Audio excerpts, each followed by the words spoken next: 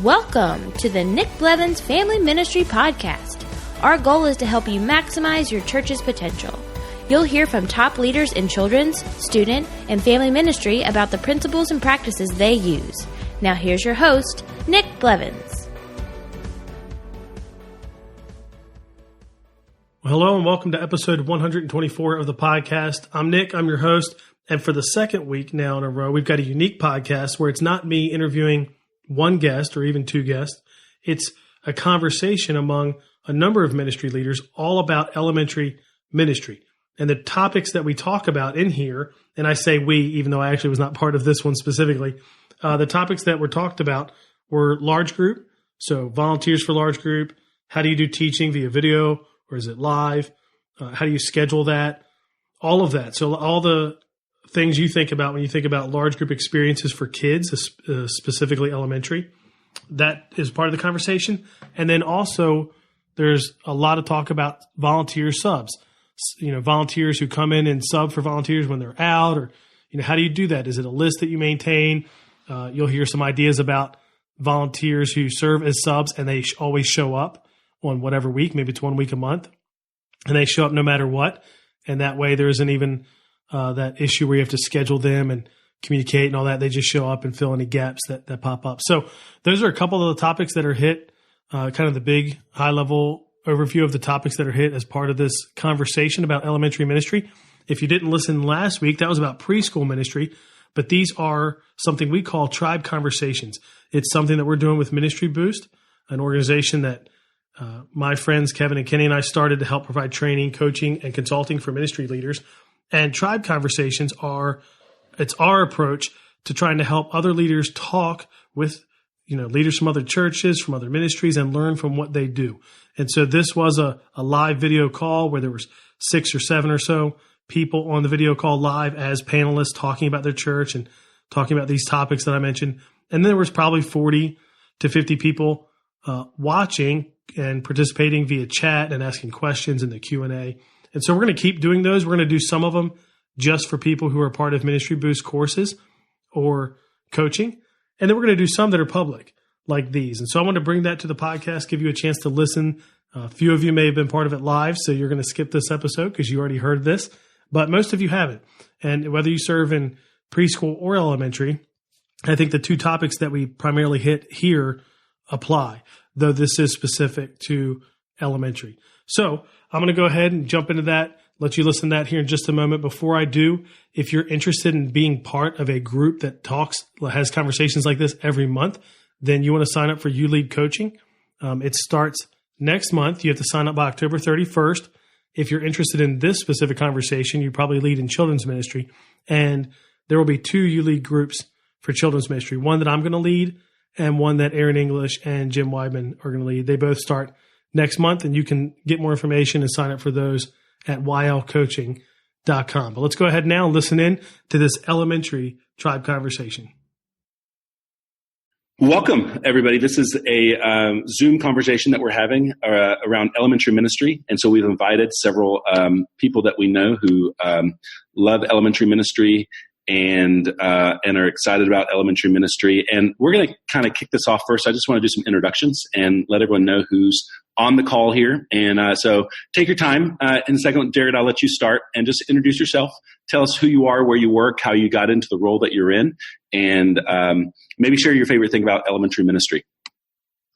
Awesome. Yeah, thanks, Kenny. So my name is Jared Harris. I am the elementary director here at Mission Community Church in Gilbert, Arizona. I have the privilege of working alongside Kenny, and we have been friends for 6 years now, I guess. We knew each other back doing ministry in Texas years ago. I was in Corpus Christi, Texas, and he was in Austin at Gateway Church. So we went to a couple of volunteer training events that he used to host there and spoke at the same camps. And I was out here working in Gilbert, Arizona, and had found myself in a place of ministry transition, and Kenny had moved out here about a year before. So he invited me to come along on his team, and I've been here for just over a year now. And the main focus of our elementary ministry is kinder through sixth grade. I also oversee the Creative Kids environment, which is our special needs environment, as well as volunteer room for our volunteer kids, which we call Kidmunity, and all things elementary ministry here. Got a lot of great things going on here, and one of the biggest things that we've got coming up is a big event at the end of this month called that we're hosting, called Mega Awesome Costume Party. It's something that North Point has done, and so that's what I'm excited about. It's a big invite opportunity, and we're going to be doing something in the community to invite families to it as well. So that's coming up on October 28th. I know that you guys probably all have awesome stuff going on as well, but that's a little bit about me and here and my role. Loving it, and I feel like I've been doing church ministry for about 12 years now, and I feel like I'm just getting started in what I'm really, really extremely passionate about and excited for in this next season. I'll introduce myself. I'm Sarah Richards, and I'm the pastor of Next Generation at the Church of the Open Door in Maple Grove, Minnesota. And yes, it is already freezing up here. We had snow yesterday. I can't even believe it. But I have been here for 8 years, and the last 2 years I've been in the role of pastor of Next Generation. Before that, I was the kids pastor. And I've been doing this ministry for 18 plus years. Moved around a little bit, was in Montana for a while before here. And I think Kenny and I sort of know each other through Jim Weidman. And I think we were both a part of Infuse and helping Jim with Infuse for a while. So, but I'm glad to be here. I love elementary. I love being able to teach them about God's story. And I love that you can start to have conversations with them, and they're starting to get it, right? And they're starting to really see how that it can be a part of their lives. And I love that about elementary ministry. So, hey everybody, I'll jump in. I am Lisa Molite, and I work at Community Christian Church in White Marsh, Maryland. I work with Nick Blevins, who is also partnered with Kenny for Ministry Boost. So I run the elementary department, K-5. We are actually in the process of launching 45, which is going to be our 4th, 5th grade preteen environment. It'll be a separate environment in a separate building. So it'll kind of feel like we're expanding our campus a little bit.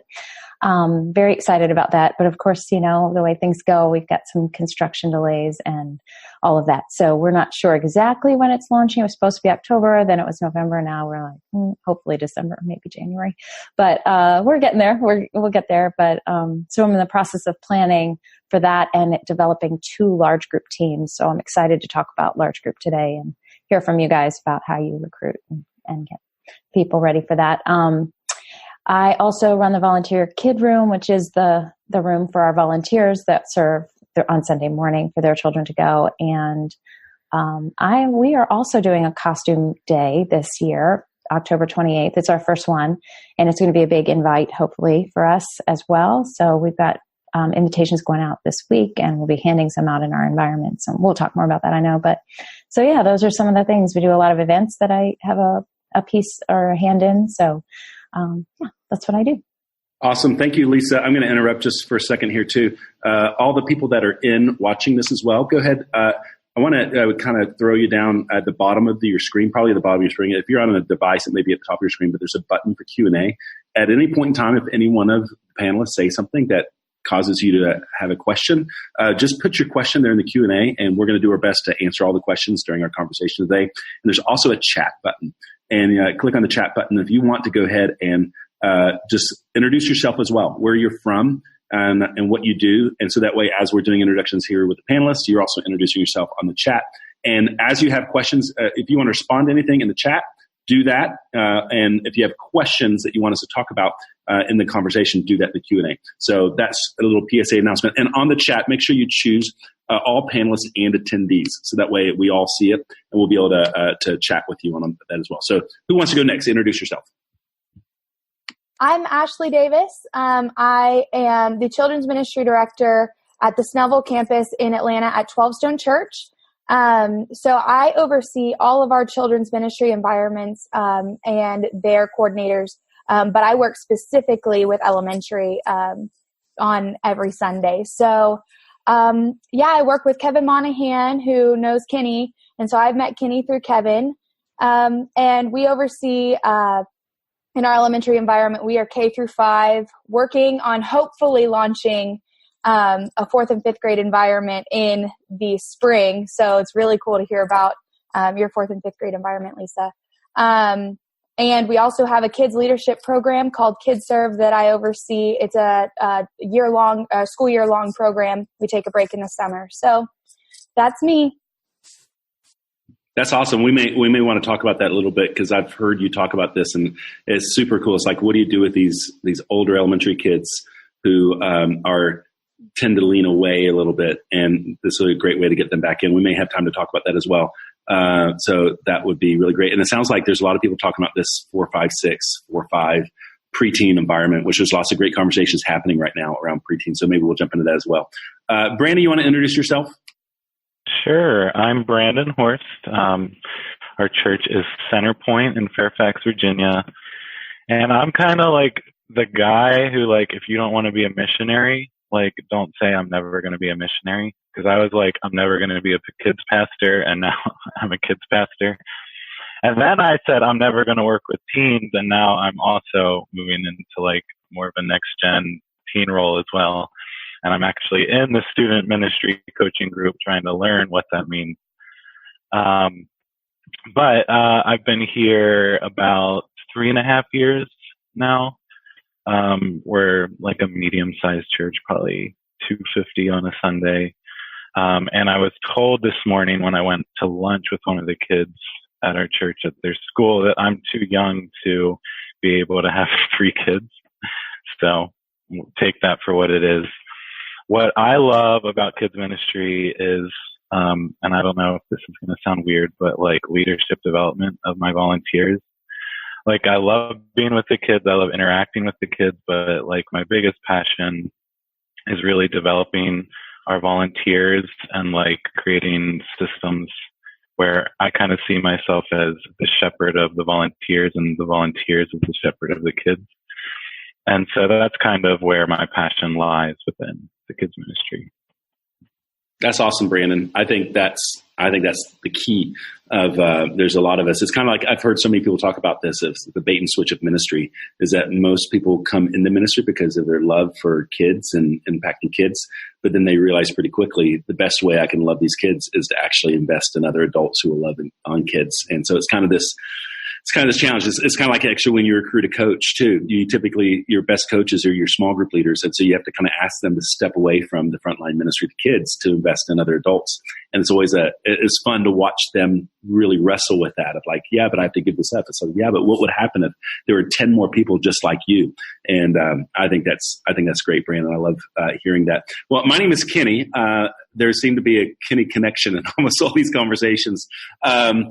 With all the introductions. I am the next generation pastor here at Mission Community Church in Gilbert, Arizona. I've been a next gen pastor for 10 years, but a little secret, I got my start in children's ministry 20 years ago and spent 10 to 12 years as a children's pastor first. And I love kids. I love elementary. For the last year, I've been really in the weeds in a preschool ministry. It's been stretching me like never before. But elementary is my sweet spot, especially the preteen, older elementary age kids. I love it. So I'm excited about this call. I'm excited about all the things that are happening right now in ministry, the conversations people are having around large group, around preteen stuff, around engaging them in those ways. And so we're gonna attempt to talk about a handful of topics. And again, several people brought up some interesting things that I think will be worth talking about if we can have time to get to those. And but let's start with what did we say we're going to start with? Let's start with large group. A lot of people are talking about large group. I know, Lisa, you said you're getting ready to start a second large group team. Recruiting large group volunteers. It's easy to, cast vision from when you meet people in the courtyard or the lobby or or maybe there's a volunteer event where you're raising new volunteers, and it seems like it's a lot easier to plug in small group leaders, but finding great large group hosts, storytellers, actors, singers, dancers, all those things. What's been working in your ministry, or maybe what's been your greatest challenge? How can we lean in together and help? How do we build really great large group teams for our elementary ministry? So somebody jump in and start us off with sharing your wisdom. So recruiting for large group is actually my sweet spot. I love production. And so when recruiting for our large group team here, when we first launched, I looked directly into student ministry. I think that upper high school students are really knowledgeable, and they are high energy, and they have that type of enthusiasm that just draws kids to them. So I go and talk to our student pastor and say, who are some killer students that you have that are very outgoing, enthusiastic, and just pick his brain on who he thinks that I should recruit. That's great. And it's always easy in the student ministry, too, to find your singers and dancers sometimes, too. Girls that like to be on a microphone and get up there and do their moves. And that seems to be usually no shortage of those volunteers. What else? Who else have you guys tapped into, or how have you found a great large group? I wanted to piggyback off of what Ashley just said, because I think it's so crucial, because what you did was you recognized a pool of people to go to. And a lot of times one of the hardest things to do within elementary ministry is finding where to ask. A lot of times we want to say, well, we want to protect, this group of people because they have this going on, or this group of people. And sometimes we answer no for people before giving them the opportunity to say yes. And, we're not responsible for giving an answer for them, just kind of presenting the opportunity. And what we've realized in even our own teams is that we've been asking from as many pools as we possibly can, and going and asking the production team from main stage of, hey, have you had anybody come through that maybe isn't ready for, the big church, the main stage, but something that could be a project for them is to come and be a part of one of our teams, and trying to get those people involved in the conversation. Sometimes we silo ourselves off from the groups of people who could have that diamond in the rough just waiting, and we don't know it, and they just maybe need a little bit of extra coaching. And that's exactly what, the kids' environments are for. It's a great opportunity for coaching. Now, I'm not saying we are Marshall, we'll take anyone and put them on a stage, but we can absolutely open it up for so many students is a great opportunity. One of the blockades sometimes can be, well, what if students are having a service during those same hours? So we've run into those things, but what we've offered is we actually made our team shift to actually make that easier for people. So we were asking our large group teams to serve every Jared just froze. Did anyone else see Jared freeze? More community and more consistency. And we prompted them to be a part of the same service every single week instead. And it's actually been an amazing thing for our ministry. So when we changed so that we could help volunteers stay more connected and be more successful in our ministry. And that was a huge success for us. So, Jared, you broke up in just for a minute, but I can fill in the gaps because I walked with you through this, is that we had a schedule where our large group volunteers served once a month, but for all three services. So they would come in early, do rehearsal, and then be there for the entire day. But then we made a switch that Jared and our TJ, our large group director, made a change to where they went from weekly large group teams. So it'd be the same team at 9 o'clock, the same team at 10:30 and 11:59. And that seemed to be real healthy because although I think, and this is a challenge because I kind of fought Jared on this too, because I'm the one who actually set up the previous schedule.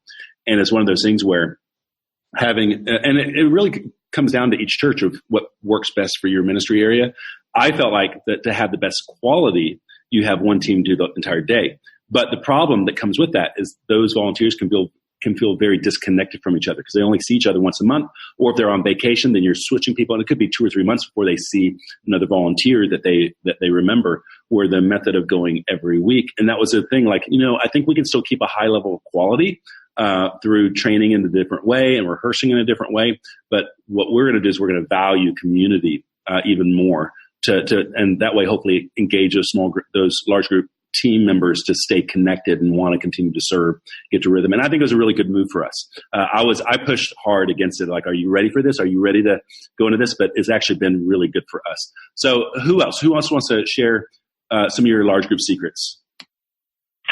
So, kind of again, piggybacking off Ashley, I want to address it a little more from like a smaller church. Like, I'm the only one on staff that's kind of getting paid to oversee the kids. And for me, it's more like finding a volunteer like Ashley than trying to hire someone like Ashley. So sometimes you think like, if only we had more money of budget to hire someone part-time, but like a lot of times the people are already there and you just need to like find them within your volunteer pool. Like, we kind of went, we're going to break the service down into parts and like try to recruit people for different parts rather than try to find like a super volunteer who can just do everything. So we had this girl and she was super passionate about worship. And she wanted to kind of get experience because like she wasn't ready to be in adult worship, kind of like Jared said, where you're developing them to be able to improve and get to a higher level. And so like we said, like, do you want to start leading worship? And like she like had so much passion for it that immediately she was like, yes. And then she started like naturally going to kids and saying like, I think you'd be a good worship leader. I think you would be a good worship leader. And then she's going to our worship leader and saying like, can you get us musicians? And like, this is something like, I don't have a huge passion for worship. Like, I can't be passionate about everything. So she went after it in a much more passionate way than I ever could have. And then there was another guy who like, he loves production. He loves hosting the large group. So I just said like, could you start to like put together the music for the transitions? Could you start to like recruit some other volunteers? Could you recruit some of the kids? And so like through doing that, like we've really upped the level of our large group, but coming from a place like where we can't hire someone to do it, it was just like finding the volunteers. And so that's like a big job as a kids pastor, is to be that noticer, to like not be the person on stage every Sunday, because then you can't really notice what your volunteers' gifts are because you're doing the ministry, not being able to like notice the volunteers that are under you. And so that's been a big thing. And if you don't have those people, like I have a mentor who always is like, the secret to recruiting is like everyone undervalues it and everyone rolls their eyes when I say it, but they say like, pray for volunteers. If you need volunteers, pray for them. And he's been in ministry for 30 years, and for 30 years, God's provided every time that he's prayed. That's awesome. You know, I would say I had this unique situation when I was at Gateway in Austin, Texas, where I had an elementary large group director, and she was part-time, but she was actually a full-time employee at our church. The other part-time, she was the administrator for the adult arts team. And it was probably the best collaborative relationship I could have ever imagined, because she was basically, her job was, she oversaw, auditions, and she was just in the mix of all those things. And by about a year into our relationship of her being in that role, we were frequently seeing people who were singing on the main stage one weekend. The next weekend we're singing on an elementary stage the next weekend, because they weren't scheduled and they had the capacity to do that. And it was really fun to see that. And then eventually she moved on to our team full time. But, and then eventually she even left too, but the relationship never went away. That we began to see that the elementary ministry and junior high and high school ministry was a great proving ground for people who were interested in using their gifts in their church. And so it may be really having some very collaborative conversations with your arts team, your adult worship team, whatever it may be, of how do we really work together in this area? Because they're not going to use the same volunteers every week. Maybe once a month or once every third week. And there might be opportunities to bring in some really great talent. And it's fun. It's so much fun. Oftentimes there's so much more energy in a crowded elementary room than sometimes at a 12 o'clock service. And so getting the right face in there, and it really does create a great energy for the ministry and bring some really great talent, because great talent attracts more great talent. I have this philosophy sometimes when starting, having had to reboot and restart a large group ministry of, I call it fake it till you make it. And where I just asked some of my best volunteers, like to serve a lot of weeks in a row, just so I just made sure that I had really great quality, and then recruiting hardcore during that time, and people see how great it was and how exciting it could be that we could plug them into the team, and then they became part of the consistency there as well. But no, that's good. Anyone else want to add to that of where you've gone to find great large group volunteers? I'll just add that, I love that Ashley talked about getting youth. But it's funny because all of our large group leaders right now, our storytellers, are probably in their 50s and 60s. And they, we schedule them for once a month, and they do both services, kind of like you transitioned out of, it sounds like. But they all have a different way of presenting the story. One of them, one couple, they present the story as a skit usually. And then one of our other storytellers presents the story with all sorts of props. He has a shed full of props. And then another guy draws the story. Like he can draw, he's an amazing artist, and he can draw these cartoon characters, and he literally draws the story as they go on. And then we're getting a new one who's actually a Christian comedian in our area. His name is Bob Stromberg. And so I just thought, like, he performed at our church one time, and I'm like, he needs to serve in kids. He's awesome. And so I just asked him, and he said, sure. So I think, like, it's good to think about young people, but holy cow, these are all 50, 60-year-old people who are rocking it in our storyteller for our kids. And I love that they get to do that too. I'm glad you said that, Sarah, because I think there's actually something very something worth being mindful about, because we consider, and Jared knows, we have this conversation a lot of times too about who can host and who can storytell. And there's a certain piece of honoring the nature of what happens as a storyteller, of sharing the gospel. And we just wouldn't give that to anybody, And so, like, we might have, very rarely do we hand that over to a teenager, because again, we want somebody who is living it, is showing it, that their Instagram proves it, that they speak from a sense of authority and wisdom of having lived that. And I think that's something that we have to guard and protect as well. And I actually think that's really great. And usually I know that even in our transition, of depending on what schedule you might go to, that I know a lot of churches that they will find storytellers, because you can oftentimes find really great people that, like, I just can't do this every week, but I could give you once a month or once every 6 months. And they're the people that you want to speak. Maybe they're their staff members who are willing to step in that way, but you can have your host and worship people that are on a weekly basis or whatnot. I think that's really great. And I think looking for those people, and Sarah, I think that's awesome, that just the boldness of just asking that guy to do that. That's pretty amazing. Very, very cool. Anyone else want to add anything else to this large group? Contact any questions that you may have, or we don't have many questions in here right yet. Anyone want to ask any questions as we're on the topic of large group? Well, I did want to just say thank you. Being one of the 50-year-olds, 50-somethings here in the panel, I am grateful for that last thing that was said. So, yeah, I also just wanted to say, from my mistakes in recruiting large group people, in the past, I always thought, storytellers, I should recruit teachers. So I went to this teacher pool and I grabbed people. And sometimes that works. I have teachers that are awesome on stage. But sometimes teachers, and I am a former teacher, so I get this, are so connected to a lesson plan of sorts, and engaging kids from a stage is a completely different idea than standing in front of a classroom and having your own plan that you've kind of created. So I'd run into this issue where they would get up there and just sort of freeze or be stuck. And so it's been one of those things where I've started to look for people who are just dynamic. And when you talk to them, they're outgoing and they're excited about whatever you're talking about. And so, I kind of will invite them to be a part of large group. I use students a lot as well, especially in worship. I just think that's been a big win for us to create kind of middle schoolers are leading our K-3 environment. I am going to have older high schoolers lead for our 45. And so I'm excited about, always excited to have students on our large group team. But the other thing is, and this is a little off topic from recruiting, but just training those volunteers. I have made a lot of mistakes in that too, way back when I would recruit and I'd have somebody audition, quote unquote, and which basically meant just come read for me, see how it goes, and then give them a script. I would rehearse with them that week, but then I'd put them up on stage alone. And when I look back on that, I'm like, how did I do that to these poor people? But what I found is working, and actually I'm getting ready to onboard my husband as a host. And he said to me, I've never worn a mic before.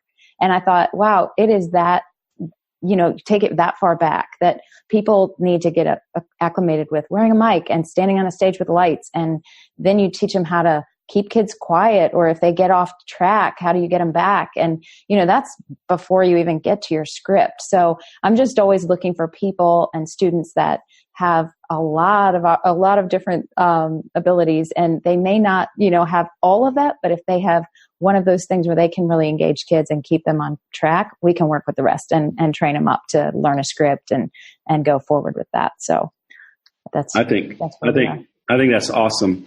And I would say one pool to really look into for potential large group people is realtors. They're outgoing people. They're sellers, and so I think it's important to target people, profile them because they're just waiting to be asked, and for those sorts of things. Somebody actually just asked a question too that I think was really good, and they asked live teaching versus the videos. And I know at Mission, thank goodness for great videos nowadays. We use Orange, and they've got great intro, outro, story for preschool, elementary. Even in our student ministry, we use videos in that way as well.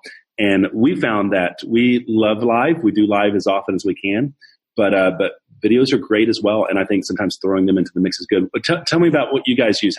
How do you guys incorporate video into your large group? Do you use it as supplemental? Do you sometimes use it as this is the teaching? How do you guys use it? So the coolest kind of thing, and we haven't done it yet, but we're kind of starting to experiment, is Life Church with their curriculum. They weave in probably a PBS quality type episode of something with the storytelling.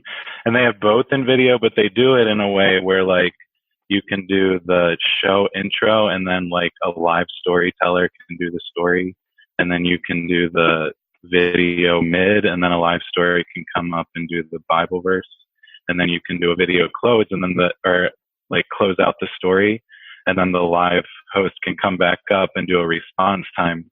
And so that's something that we're really interested in, because it's instead of video live and that's it, or live video and that's it, it weaves it together and allows you to reinforce through the story, but then also the episode. And really, we're hoping we'll engage the kids. We think we'll engage the kids a lot better. And then another positive is if you're training someone and they do a horrible job telling the story, and they do a bad job with the verse, you can send someone up who is really skilled for the response time, and they have the video to work with, and they don't have to work off the live teaching. So that's kind of a way we're looking at how to use video currently. I think that's great. You talked about what if they did a bad job? Well, we have had people that just they call out. I'm not sure about you guys, any of you listening all over the country, but we here in Gilbert have volunteers call out sometimes. And it's hard to imagine that if they don't show up, what to do. And so we, in each of our elementary environments, always have the video as a backup, which is amazing. So if a storyteller calls out, then what we sometimes will do is we'll just switch over the video. Even this, we've had hosts. So we do a host that is live and a storyteller that is live, and as many services as possible in both a K-3 and a 4-5-6 environment. But sometimes our host calls out, and so we will actually move our storyteller over to the host spot because they already know what's going on for the day. They already know the content, because it actually takes a little bit off their plate, and most of them are actually very versatile in that and can move over to the host, because the host moment is actually where we infuse our vision into what we do every single weekend. It's where we talk about who we are as a church. It's where we talk about the announcements and the things that are coming up. So when we have events, or we have an initiative that we want them to be a part of, if in November we're talking about serving in the community, we don't want to miss that live moment as a host, but we can absolutely use a video for the storytelling. And so being versatile in those things and flexible every weekend has been huge for us. And we've had a great large group team that has been able to learn those things, to learn to roll with the punches. And I think that going back to, finding out who's volunteering with you and recruiting, finding people that are okay with things changing. If you get people that are like, oh, no, I have to do this. Then sometimes we can, paint ourselves in a corner, and we miss out on, really infusing who we are as a church into what we're doing every single weekend. So I think the videos are great, but making sure that we're not relying completely on video to be who we are as individual churches in our community. I think I'm going to add on to that, Jared, too, because Jared and I work together, so we've had conversations about this as well. Because even I sometimes get scheduled to teach in elementary. It's been a while because I've been in preschool for so long. But it's so easy that Orange provides a script, and I know so many other curriculums provide a script, and it's easy to utilize a script and then miss the Holy Spirit in the moment. It's one of those things of like, when we're off at camp, like these amazing connections happen, but it seems like on Sunday it just becomes, a script. And so I think it's like finding that balance. And again, this probably ties back into who you let be your host and who you let be your storyteller and maybe this is where you, even as a staff, sometimes as an elementary director, whatever, we're making sure not to neglect these pastoral moments that we have from the stage. And so it could be, yes, use a video, yes, use a host, but how do we make sure that a Sunday doesn't go by? We're able to connect heart to heart with the kids and really emphasize what needs to happen. Because I think we do still need to shepherd those moments and make sure that they happen. Because it's very easy. And I know it's so complicated. There's so much need. There's so many volunteers, so many things that are happening. But we shouldn't let those moments go by. And I think that's maybe the beauty of video, of where the video can be a very engaging, age-appropriate way to convey information. But then how do we wrap that around with a pastoral moment or a heart connection, or even contextualizing it to your specific audience, whether it be an age group or demographic or whatever it may be. And I think before, like 20 years ago, I remember when I first got into ministry 20 years ago, there was Church on the Move curriculum, and there's a couple other things out there. That was it, and everything else. And nowadays, it's great to have so many great resources that not all the weight for an entire 45-minute service or whatever is on my shoulders or my staff's shoulders to prepare. So that's a great question. And anything else on this large group piece before we move on to the next idea? I just wanted to say something quick to what you said, Kenny. Something that God's really been working on me about lately is like, where am I creating room for His Spirit to like work within the service? Like, am I programming so much that there's like literally like, if the Holy Spirit wanted to do something, the Holy Spirit wouldn't have the space to be able to. And so we've like been trying to create, even if it's just 5 minutes, like we'll read the verse of the day 5 times, and then go around and have the kids like go around with a mic and have the kids like respond, like, what is God saying to you through this verse? Like just trying to create those little moments, those little heart moments, those little moments where it's like we're not producing out the Holy Spirit, like in the, you want to make it excellent, and that's like a big thing these days. Like we need to have an excellent experience, but you can get to a point where it's just like this is a program and there's no room for God to actually work in it. And that may come from even from the very beginning of as we lead and making sure that we're creating time and space for our huddle time before the service, to where we're actually not just, because there's a lot to rehearse, there's a lot to go over, but like, are we creating space where we can pray together? We can invite God to move today and those things. Because I've worked in different seasons at different churches I've worked at where it is business as usual. Hey, it's Sunday. We got to get through this 2 times before we open up the doors. And I think how do we create the space in there to where everybody on the team, from the lighting controller to the PowerPoint person to all the different pieces, recognize that, we're all part of this move of God that could happen this Sunday. And are we creating space for that? And are we expecting it? Like, are we expecting the Holy Spirit to show up and speak to kids in a powerful way through the scripts, through the video, but creating those moments? I think that's great. I think that's a great reminder for all of us. Can I just add to that too? I think that is why it's so key for our leaders to know what the lesson is and what they're teaching and what the main point is, and sit in that through the week before they come on Sunday to share it. Because if they can make it personal, and if they've experienced some of the things that they're about to share with the kids, and then share those stories with the kids, it makes it more real and it helps kids connect with it better. If their leader that's up front can say, this is how God has done this in my life. And this is how he has worked in this area of my life, and share that with the student and the kids. Like, it just brings it home so much more.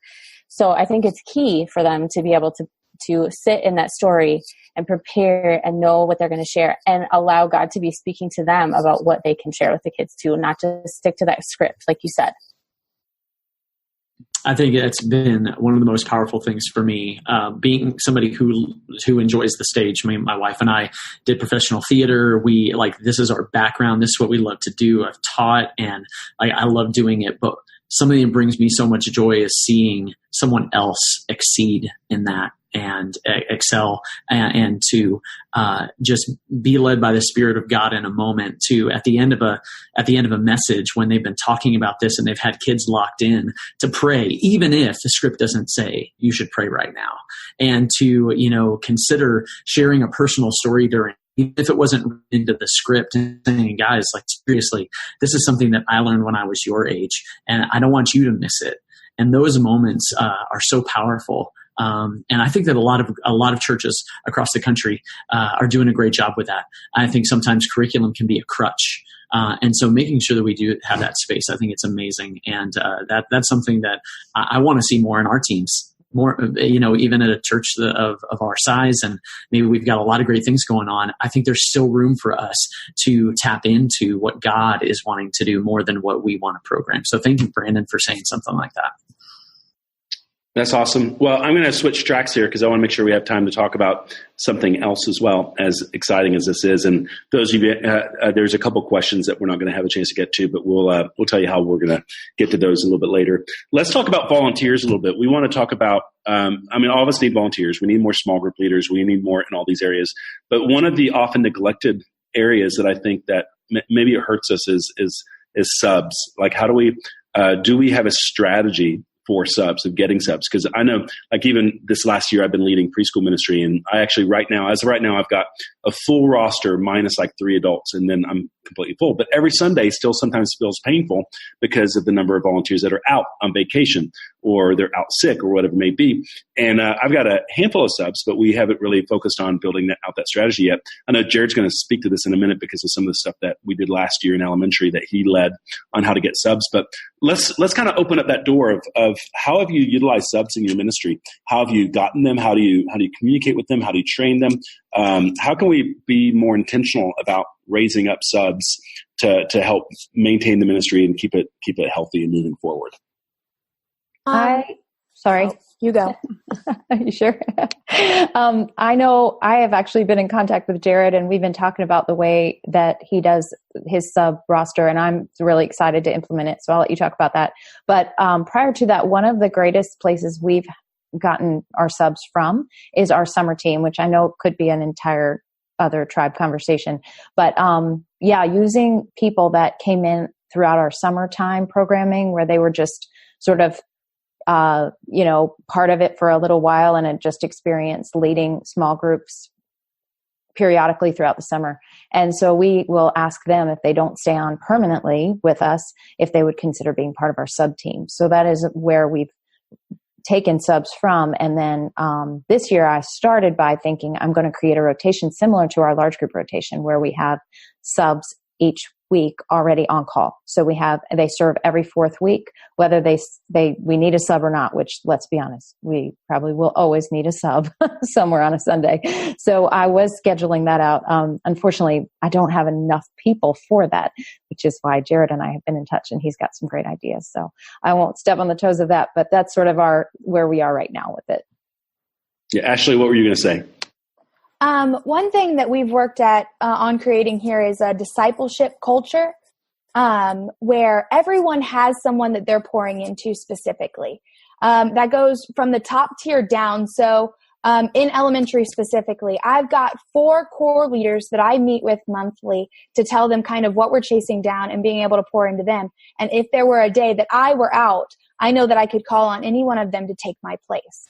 And that's part of raising up the leaders below you. So I encourage them, pour into one person who could do what you could do on a Sunday. And it trickles down from there to the small group leader or to the MC, to where if they have a Sunday or a few Sundays where they're out, they have someone who knows their rhythms, who knows the way that their service operates, and that could fill in their place. I like that, Ashley, because basically what I'm hearing you say is that you create that as an expectation almost as a volunteer. Like we set expectations, like we expect that you're here every Sunday. We expect that you let us know when you're going to be out, and we typically end there, but we don't always set an expectation of, we expect you to duplicate yourself. Maybe it's like, recruiting somebody else, but also who's your understudy, who's going to be able to step in when you're not there. And I think that's really great, because I think early on, if we can have those conversations early on when we bring people on, then they're much more likely like, oh, this is the expectation. Okay, I can figure that out. Give me some time. That's really great. Somebody else want to add to your sub dilemma or your sub genius? Jared, why don't you jump in and talk a little bit about what you led last, or it wasn't last year, it was this year, back in January, I think it was, right? No, I think that we did it last October. Okay. Because we were baseball. Crying. Oh, we were crying bad every weekend. Like we were walking away so exhausted because we had spent most of the week just trying to find people to plug in all the holes for all the small group leaders who were going to be out. And then the next challenge was we still needed regular small group leaders every single weekend. So one of the things that we started kind of considering was having small group leaders find their own subs. And there's lots of questions that come into play with this of whether or not, who do you have them go to? Because you don't just want anybody, but you want somebody who can step in and, effectively lead a group in their stead. And so I thought about it from a baseball scenario of who can be a pinch runner for that small group. You're not asking them to run the bases. Run the small group every single week. You're not asking them to bat. You're not asking them to hit a home run every single weekend. You're just wanting them to come in and run a couple bases for you while you step out. And that small group leader, what we did was we empowered them to reach out to the parents of their kids. Who better to be speaking into the life of their kid at church than the parent? Because as people who follow an orange strategy, we believe that the parents have much better influence and the much bigger influence in the kid's life when it's connected to the church, not just alone, but two combined influences are more powerful. And so we had these small group leaders reach out to their to the parents of the kids in their small group and effectively say, hey, there's going to be some weekends that I'm out. And I would love to have a conversation with you about stepping in to be a sub for me. And so any of those weekends that a high schooler has prom the night before, and so I'm probably going to be celebrating, and I'm going to be tired the next morning, and I want to give my very best. But would you mind stepping in? Or I'm sick, or I'm going to be on vacation. And we had huge success with this, but it wasn't something that we individually led. We actually challenged our coaches. So we have a coaching model here at Mission to where each of our areas of ministry, kinder and first, second and third, 4, 5, 6, they have coaches that oversee their small group leaders. And these coaches were empowered to run this challenge in competition with one another. Anytime you have healthy competition with your volunteers, it can produce a little bit more. And we had some groups that didn't recruit a single sub, but we had some that recruited 7 or 8. And so on any weekend that we had gaps, those small group leaders made a call and they said, will you come in and fill in for me? I'm going to be out. And it was already filled. So we took about, 5, 6, 7 hours of work off of our plates every single week, just by initiating that. We did all the training for them. So we asked them to come in and train for 2 weekends and get all of the training. We did background check on all of these parents, or maybe they were friends of the family, and got them ready to go. And so on any given weekend, they can be called and step in. And it was something that was huge for us because we ended up then having some of those subs say, I love this. Can I do this every week? And so they ended up coming in and serving with us on a regular basis instead.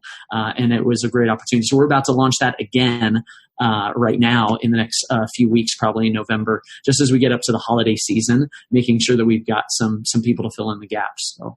Yeah, I would say it was a lot of fun. There's a lot of trash talking between the coaches. Yeah. I mean, some showed up and they performed and others didn't show up at all. And so the competition was, and we had some misses in this, but the competition was this, that whatever coaching group recruited the most subs then they got to go out and go do something fun that the church paid for, like go see a baseball game or go to Topgolf or whatever. And all the other coaches that lost had to provide childcare for their kids when they went off. So it was a lot of fun, and every coach was like, "I'm in, sign me up. We are going to Topgolf. You guys are gonna watch my kids. I'm gonna feed my kid lots of like gross food and just, so it was a lot of fun." But in the end, this is the beautiful part about it, is like we did send out, I think Jared, you sent out an email to all the parents that we created a crafted list of like parents of kids who regularly attend. And we sent out an email personally like, "Hey, here's what we're doing. Here's how we love to partner with you and connect with you in this way. And we want to let you know that you're going to be hearing from your child's small group leader soon, that to invite you to partner with them in a pretty profound way for your kid." And so then we put it in the hands of the small group leaders. And some of our small group leaders for like a first, second, third grade they're teenagers. They're like 16-year-olds or 17-year-olds. And let me tell you, a parent who tells a teenager who watches their kid and invests in their kid on a weekly basis and tells them no is cold-hearted parent. I don't know. I mean, there's something so special about like a 16-year-old say like, "I'm here every single week investing in your kid. Would you mind partnering with me? And when I go to prom or I'm going on cheer camp, would you come and lead your own kid and their friends?" And it's just amazing that and so we gave scripts, like text scripts and email scripts to make it really easy. But when our small group leaders did it, the response was almost always successful. And it's just kind of getting them to do it. And it's a really cool model, and it worked really well. We're excited about doing year 2 of it. Mm-hmm. One of the things and the team that won, all high school girls. So I think there was one adult on that team, and this leader he was trash talking, but he won by like three subs. I think that he was over and above what the other coaches had done. But again, these high school students that just texted out to these parents made a big difference because then they've stayed consistent. So these leaders now aren't just owning a year. They're looking at big picture of, I'm staying with these kids for the next year and the next year because I'm already investing in their parents. I'm partnering with them and communicating with them. And it was big for us to see that. There was one other thing, and I think that it was mainly rooted around this, that when we put this in the hands of the volunteers, what we noticed was that even if they didn't get any subs, when we put it in their hands, it gave them an opportunity to own these relationships a little bit more, where sometimes they feel like, well, I just see them for a couple of minutes during the week. But when we said, no, we're giving you the freedom to connect with them outside of the weekend, those relationships got even stronger. And that's something that we as a church, we truly believe is going to change the next generation. Yeah. Anyone want to add to that? You want to add to this sub conversation about subs in your own ministry? I think an answer that's not really an answer is like maybe when you're putting a strategy into place, like there's going to be a gap between when you start the strategy and when it ends up like you have subs now. And so like kind of what Jared said, like having a backup plan for large group, like you can have a backup plan for small groups too.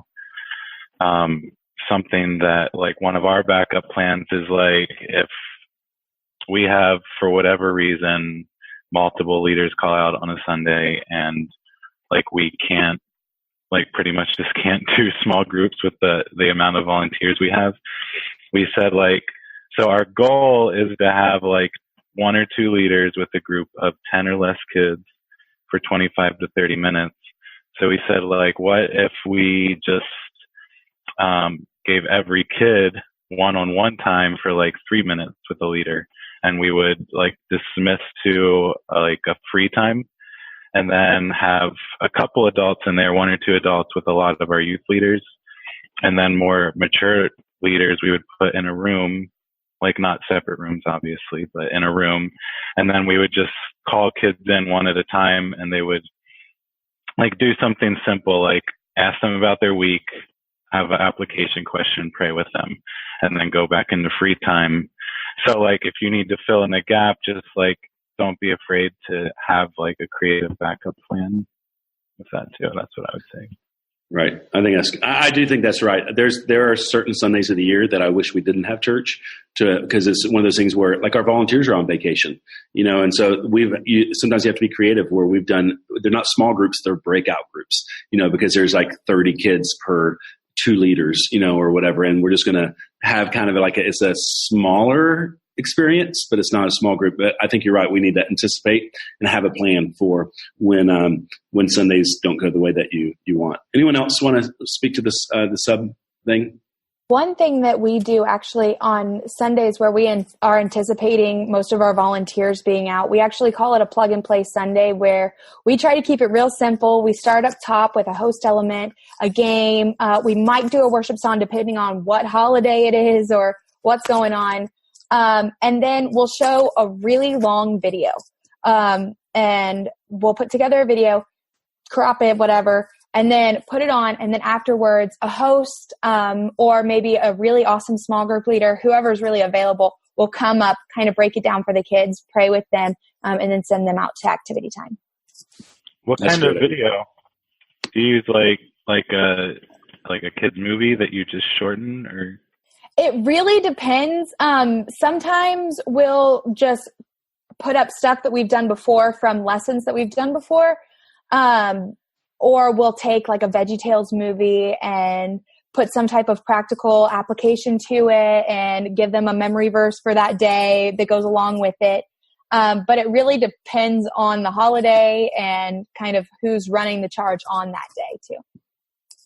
I like that. And you call it a plug and play Sunday. So there's some language there around it that what's going to happen. And I think that's a good challenge for all of us of when such and such happens, what's our plan? And you guys have a plug and play Sunday that you could hey, pull out the video. It's ready. We're going to go with it. And I think that's really smart because sometimes you don't know until the day of, your entire large group team gets sick. Oh my gosh, what are we going to do? Because it can happen. It's going to happen at some point in time. And I think that's really great. I think to kind of wrap this part of the conversation up and get ready to wrap our call up too, is just thinking through, we're always recruiting volunteers. We're always working on, we should have our list, our pools. And I think as we are recruiting volunteers, when somebody says no, that they can't do it because of their schedule, then there should always be a secondary ask of, hey, would you be interested in being a sub? And typically I found that most people, when they say no to volunteering, they're likely to say yes to something smaller. And there's a really great book that Jared, what's the book that I told you about, the fear of saying no, the rejection there, what's it called? Rejection Proof. Rejection Proof. An amazing book. Fantastic. Called Rejection Proof. And it's about a guy's journey through rejection. And it's fascinating. He went to our church in Austin, but it's worth reading. And so I think people are willing to say yes to something smaller. And then they become subs, but then also that becomes a pool to continue to recruit from, because now they've gotten a taste and they're actually more likely to say yes in the future to a bigger role. So think of it also as as part of our recruitment strategy, we're constantly asking people to join our team. And when they say no, have them join a sub team, which is a smaller portion of the team, but they're still getting a taste. And many of them will eventually say yes to the larger role because they've gotten a taste of it. So I think that's really helpful. Well, we're almost out of time here. And so I do want to wrap it up. Part of the reason we did this call is we believe so much in community. We believe that we're better together. We're better when we get time to be around each other. Sometimes this happens locally. Sometimes it happens online, like on Zoom or things like this.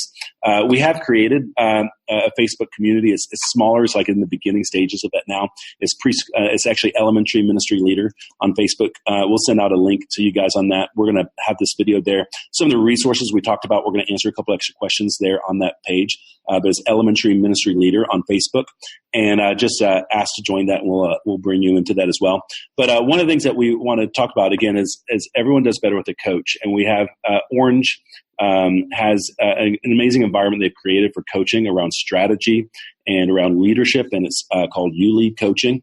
And we still got a couple more weeks before we close down registration. One of my good friends, Aaron English, is leading an elementary group along with Jim Weidman. So a really great dynamic duo there. And so if you're interested in getting some coaching, 6 months of coaching to help you grow within a network and a community, you can go to ylcoaching.com and select one of those groups. We've got elementary groups and student ministry groups and next gen groups, multi-site groups. So a great way to get coaching there as well. So I think that's about it. Thank you guys so much for being a part of this conversation. We look forward to continuing to do things like this and continue to create the conversation. We didn't even get into some of the things that I'm really interested in. I want to hear more about Ashley's leadership mentorship program for preteen kids and even talking about what preteen ministry looks like in your churches. So we'll have to add that to the next time around. I'm going to go ahead, though, and I'm going to ask Jared to close us in prayer and pray over all of you who are slaving away in the elementary ministry and investing in young lives in such a powerful time in their lives. So, Jared, why don't you pray for us? Thanks, Kenny.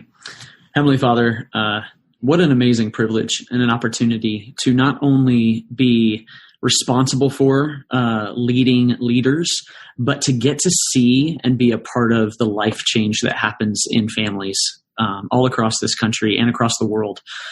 Because of the ministry of each of these individuals that are listening today and are part of this call, because of what you are doing in and through them, this next generation is going to have a lasting faith. I pray, Father, that you give us wisdom in how to lead our teams better. I pray for wisdom in how to give ourselves a margin in our schedules to not be so focused on just programs, but people. And to remember that at the root of everything that we do, that your Spirit is guiding us towards unity, not just within our churches, but within our communities with other churches. And I'm grateful for this opportunity with Ministry Boost and You Lead, all of these things, that we can be more united in our strategy and in our purpose within our communities. God, we love you, and we're grateful most of all for Jesus, who unites us all.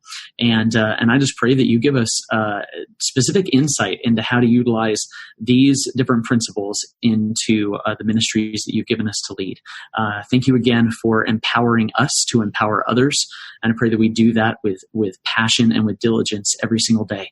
In Jesus' name, amen. Amen.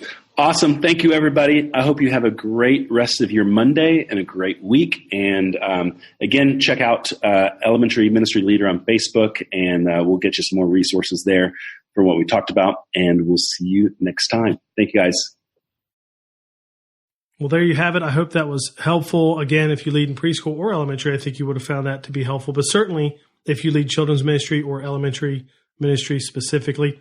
In the case of last week with the preschool tribe conversation and this week, we didn't even hit all the topics that we wanted to hit.